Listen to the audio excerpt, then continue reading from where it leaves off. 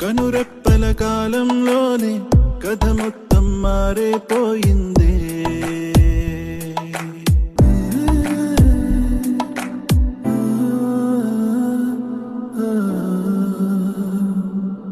కవి ఎవరో ఈ కథకి, ఎవరెవరో పాత్రలకి తెలియదుగా ఇప్పటికీ, పొడుపు కదే అప్పటికీ. మనమంటూ అనుకున్నా ఒంటరిగానే మిగిలున్నా, ఇందరిలో కలిసున్నా వెలుతిని నేను చూస్తున్నా. పొరపాటు ఏదో తొరబాటు ఏదో, అది దాటలేని తడబాటు ఏదో, ఎడబాటు చేసే ఈ